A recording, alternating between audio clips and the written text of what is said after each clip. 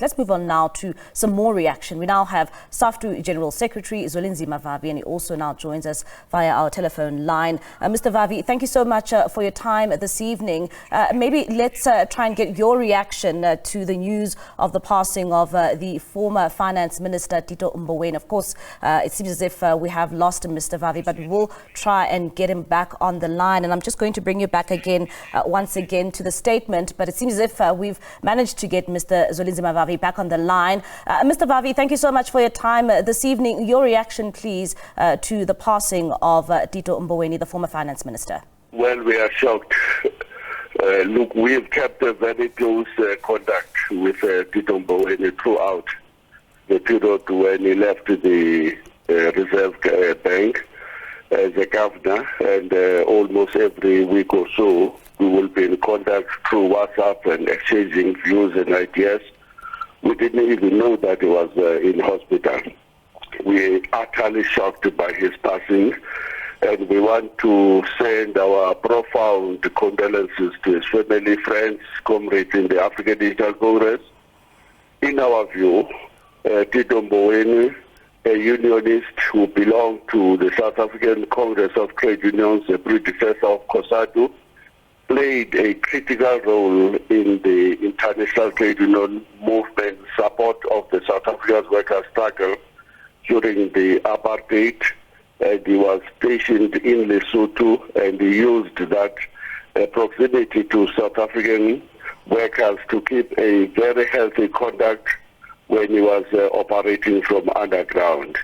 We're talking here about a colossal pioneer of the colonial and apartheid labor market, and who took advantage of the constitutional Bill of Rights in South Africa that offers workers the historic rights, such as the right to form trade unions, to bargain with employers, to strike, to negotiate union security agreements, such as the agency fee and or the closed shops, something that doesn't exist anywhere in the world.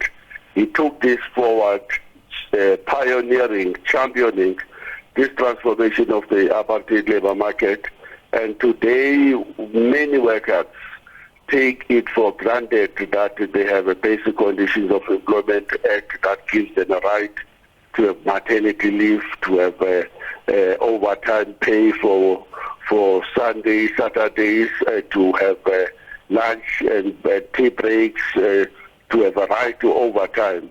All of these things would have been very difficult to achieve if we didn't have a very sympathetic minister of labor, the very first minister of labor post-apartheid.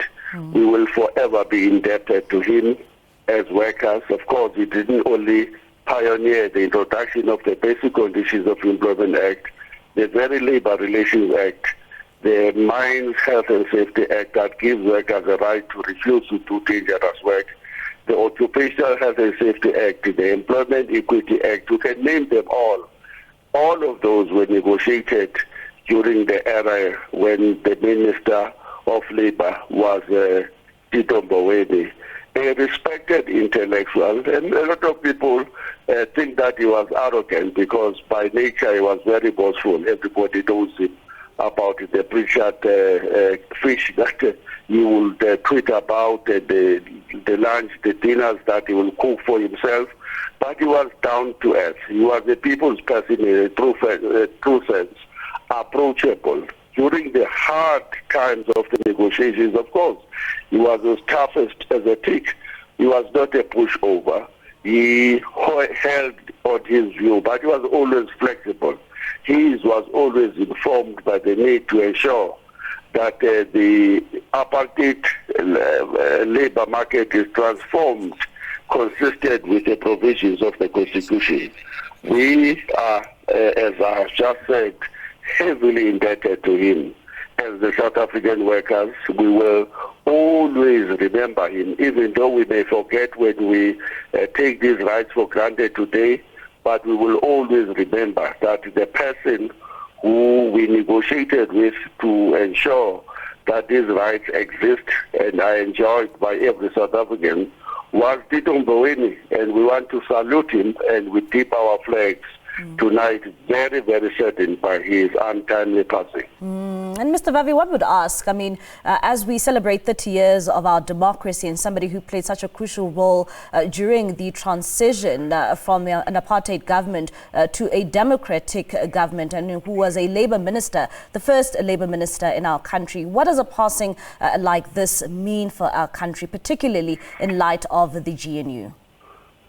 Well, South Africa is at a crossroads. You know, today I was in Potchefstroom in the northwest, and reminded there that we have a 54% unemployment today in the northwest, and that in Potchefstroom unemployment rate was at 68%. Black people are on the receiving end of the failure in the overall to transform their lives from what apartheid would have designed for us as black people, and into what we had thought that will be a better life for all of South Africa. So the overall picture of South Africa is not the one that makes any black person proud. And that's why we are being taken advantage by the pseudo-leftists and pseudo-revolutionaries who know the grievances of our people, who are aware of the disappointed expectations our people have against even the ANC and the transformation. They know how angry people are against the current status quo that put black where colonial apartheid have placed them, landless, face of poverty, face of unemployment, inequalities, and without any kind of property to be real players in the economy. Somehow we will miss the wisdom of Tito Mboweni. It's a pity that the ANC didn't find a way of utilizing his stalwarts and the people with deep sense of commitment to that idealism of fighting for a better life that Nelson Mandela inspired millions here at home in our continent and in the entire developing South to battle in particular in the unequal relationship between the South and the northern parts of the country, which represent the concentration of wealth and the opportunities largely stolen from the deprivation and of the South. So he was not utilized properly, and he was way on the sidelines. He was not being consulted, and his views were not being sought by the current generations of the ANC, which is a pity. And I hope that what they will learn from the death of a person who was totally uncorruptible, by the way. This is another very important attribute of Tito Mboweni. You will never, ever, up to this moment, hear any sniff of a scandal of corruption associated with his name. He was Mr. Clean. And he moved from the Ministry of Labour to the Minister of Finance. And we disagreed with him. We disagreed with him when he was the governor. We marched to him. But even as we traded those words, we did that with respect, because we knew that he may have a mistaken view, but his genuinity on the need to address the inequalities, and the apartheid, what we call the mismatch of the apartheid trade industries and the labor market policies was deep, and that's why we could even in the heat of these disagreements be able to reach out to him as a person, pull him on the side. He will call us in his offices. We'll have lunch there. We will debate deep into the evenings. Of course, we will recognize the fact that we disagree, and so we respected him. In the main, we respected him as a person, as an activist, and we afforded him his respect as the governor, the Minister of Finance, and initially the Minister of Labour. And Mr. Vavi, as you talk about your disagreements with the former finance minister, one cannot, talk about let you go. Before we talk about that 2018 wage agreement, and many of the unions really showing their frustration during that period in time. He was not the face of that disagreement. And this was in the main the disagreement between COSATU, FETUSA and other unions against the Minister of Public Enterprise, who was in the opposite of the negotiating table, Geraldine Fraser-Mureketi.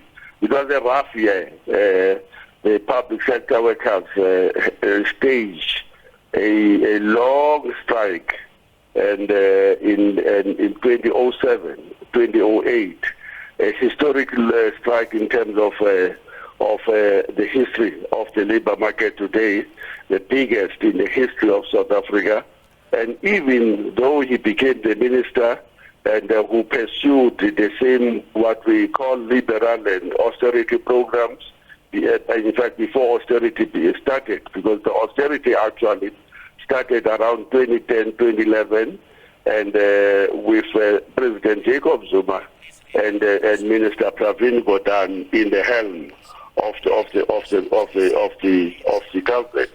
And but we would have exchanged swords with him when he was the Minister of Finance, because in response to what was called the Asian flu of 2007, and somehow we labeled them as imposing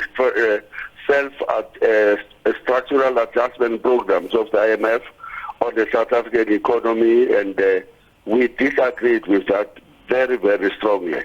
But still, we respected the man deeply. All right, Mr. Vavi, thank you so much for your time. That's SAFTU General Secretary.